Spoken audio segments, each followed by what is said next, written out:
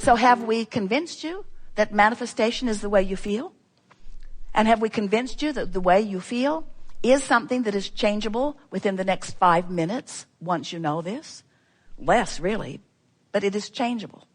So you have complete control over the only manifestation that matters, which is the manifestation of you allowing the fullness of who you are to be present in this moment, because you are the manifester of the manifestation, which is you. You are the one who does it. You are the one who bees it. You are the one who is it. You are the one who are it. You are the manifestation and the creator of the manifestation. And if you've got that, then you've got everything that you need. And we can now return to your vortex and bask in the deliciousness of the rendezvous that we will one day have, maybe today and maybe when you croak. You don't have to wait until you croak to be the manifester of the joy that you have put into your vortex. You can have it now. In other words, there are a lot of people now talking about law of attraction. But until you're understanding that what you're wanting to attract is a manifestation that pleases you, and that the manifestation is the emotion over which you have complete control, then you're still looking around and expecting others to do things differently so that you can feel better, which renders you powerless moment after moment, day after day, relationship after relationship, because they are the center of their universe, not yours. So you're looking for love in all the wrong places. In other words, anytime you say or mean or feel about anyone, you need to do something a little differently so that I can have a better feeling response. You render yourself powerless, because as much as they love you, and many of them do, they don't have the power to get into the center of your universe and be your center. You got to do it, you see. And when you figure out how to do it and you start doing it, then you begin to feel powerful, because the demonstration, manifestation, same word, all around you. Once you've decided that you want to go somewhere, once you've decided there is a paving that has taken place vibrationally, and a manifestation that is vibrational that is calling you, that will show you every step along the way which step to take. And if you get that, then from wherever you are to where you want to be, every step along the way is a joyful step. The only moment that it stops being joyful is when you stop and look at where you are in a sort of depression that you're not where you want to be. And that comparison isn't good for you. It would be like going to the new car dealership and saying, I want a new car and I want you to design it especially for me, and I want it to look mostly like that one, but with one exception. You know that glass thing that's out there in front? I think they call it a windshield. You say to the guy, I want my windshield in the floorboard. Don't put it out there. Put it here, because I really am concerned about where I am at all times. So just put it there, and I'll just hope for the best out there. And you're laughing because you know that's silly. You know that you're much better off, if there's any motion happening, to be looking where you're going. But what you forget is that there's vibrational motion happening all the time. And if you're looking at what is, then that's why you don't feel good. That's why you're tripping up. That's why it isn't fun. That's why it doesn't feel good. Look out there where you're going, because where you're going is sure. And you know how we know? Because we're really smart. We are. We know because we're over there where you're going. We saw you put it there.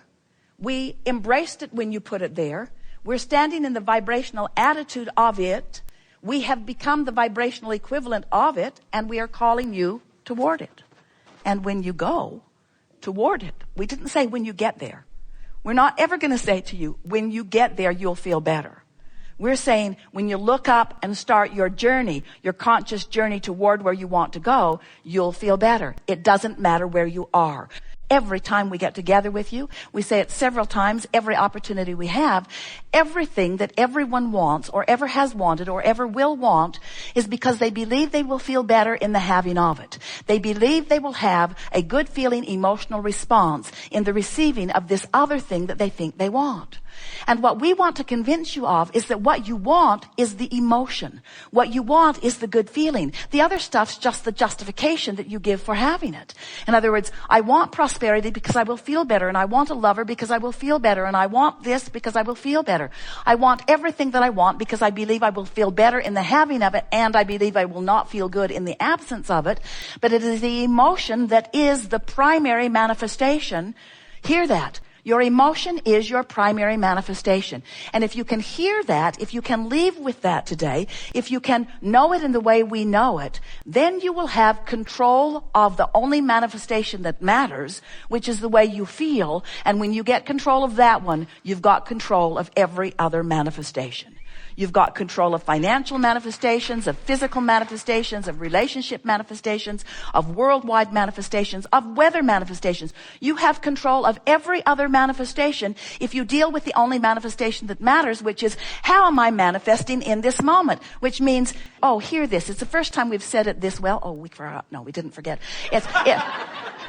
How much of me am I allowing to manifest here and now? How much of me is playing with you now? How much of me are you getting? Are you getting the pinched off version because I'm choosing something that bothered me last night and that I worried about? Am I choosing something that only allows a little bit of the manifestation of me to be here so you get the raw, ragged edged, Henri-toed version of me? Is that the manifestation that you're getting of me? Or are you getting the full-blown, tuned in, tapped in, turned on, source energy manifestation of me? That's the manifestation. So someone said to us one day, Abraham, my body hurts me. How can I feel good when I am in pain? And we said, because you have to separate the physical manifestation from the emotional manifestation. We said you have to separate what has manifested so far from what's in the vortex. You have to separate the emotion from what you are calling reality, because there's another vibrational reality that you have not fully embraced. And when you do, your emotion will be one of ease. We knew that she could leave her fear behind this red hot minute, while it was unlikely that she would leave her physical discomfort behind this red hot minute. So we were saying to her, you have a choice. You can have pain in your body and feel hopeful or knowing, or you can have pain in your body and feel fear. But let the manifestation that you're reaching for be the improvement of fear to hope rather than in the improvement of pain to no pain. Can you hear that? Because you can't control pain to no pain fast enough, but you can control fear to hope fast enough. You can control that. And when you get that, you've got it all. When you get that, now you are the vibrational, deliberate creator that you were born to be.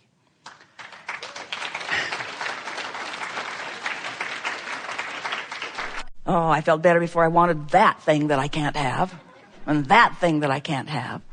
But from your broader point of view, there are none of those things that you cannot have. There is nothing that life can propose to you through the contrasting focus that cannot become a manifested actuality in what you call your real life experience. Now, we don't really agree with you on what you think your real life experience is, because we know that when life inspires you to a new desire, that's the real life experience, because that's what rings our bells.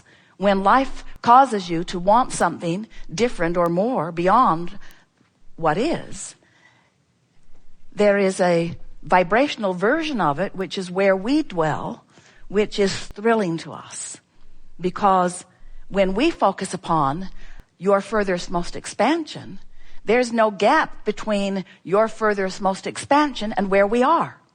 So we just experience the bliss of the expansion.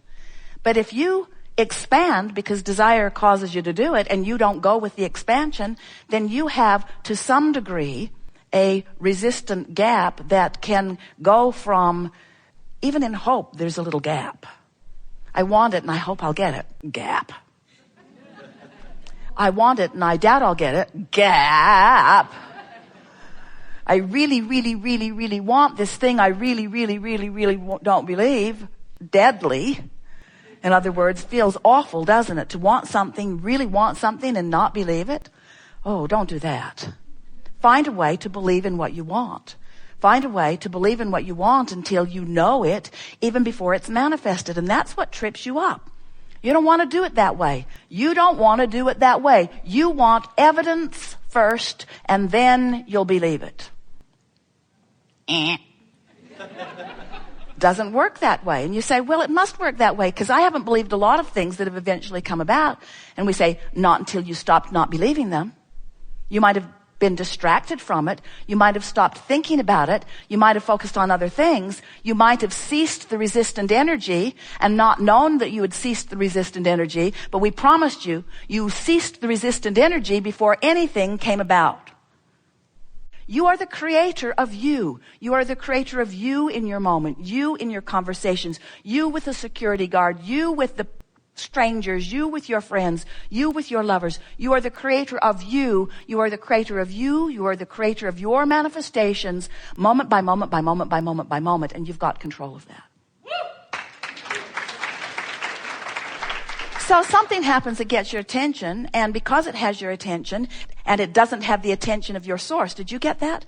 If you feel negative emotion, it means it's got your attention, just not the intention, not the attention or intention of the larger part of you. In other words, when you're feeling afraid, or when you're feeling angry, when you're feeling blameful, you're out there on the raw and ragged edge without the resources of your source, because you are depriving yourself of the full integration or blending of all of that because of the vibrational attitude of whatever it is that you're focused upon. That's what negative emotion always means. So when you get it, that you have control of what you give your attention to, then you know that you can set yourself up for wonderful moments after wonderful moments after wonderful moments. There's no reason for you to dip. But if you believe that your happiness is dependent upon controlling some circumstances that you can't control, so you let the unpleasant circumstances be the reason for your focus, just because you are letting unpleasant circumstances be the reason for your focus doesn't mean that the source within you is letting it, we started to say, is dumb enough, but that would be unkind, to let it be the subject of their focus. In other words, when you focus on something that doesn't feel good, it means you've focused yourself apart or away from, in resistance to who you really are. And that, in fact, is the sum total, complete, entire reason for any negative emotion that you feel. You think it's because of the subject of your focus. You think that's why you feel bad. If that would change, I will feel better. That isn't true at all. The reason that you feel bad is because you're using something as your excuse to not allow yourself the blending that must be there in order to feel good. So the primary manifestation that you must look for, if you care about the way you feel, and we know you do, is the manifestation of your orientation with your inner being. In other words, your inner being is who you are. So you shoot off these vibrational rockets of desire, whether you ever say, I want that, or I would like that, or I prefer that. And of course you say that a lot. But even when you don't say it, your preferences are duly noted by source energy, because that expanding preference moves into what we are calling your vortex of creation. It's just a vibrational version that is the predecessor to all of your wonderful manifestations. And the source within you, who holds no resistance, who understands everything that you want, becomes the vibrational equivalent of it in the moment that you give birth to it. That's why we say step 1 is you sift and sort and ask, and step 2 is source answers. Source literally becomes what you are asking for. But there's another step, and it's really the basis of the body of work that we have been doing with you through these years. And that is, you must find a way to become a vibrational match to not just what you're asking for, but to who you have become because of what life has caused you to ask for. You can't become it vibrationally and not go without feeling bad. So every bit of negative emotion that you have, every bit of it, whether it's negative emotion or whether it's a manifestation that is negative, that is even bigger than the emotion itself, everything that you would call unwanted experience, from emotion right out to whatever the manifestation is always the same thing. It is an expansion that you have not yet completely allowed yourself to experience fully. And when you get that, and when you understand further that all you're reaching for in terms of manifestation, have we won you over with our clever knowledge that the manifestation that you want really is the emotion? You cannot want something and doubt it and manifest it. So what is a manifestation anyway? You manifest the car in your garage. Oh, that's a manifestation. It's real. I can feel it. I can feel the materialism of it. That's a manifestation, Abraham. Or my lover coming to me. That's a manifestation. We agree. Manifestation is all of that. But we would like you to begin to regard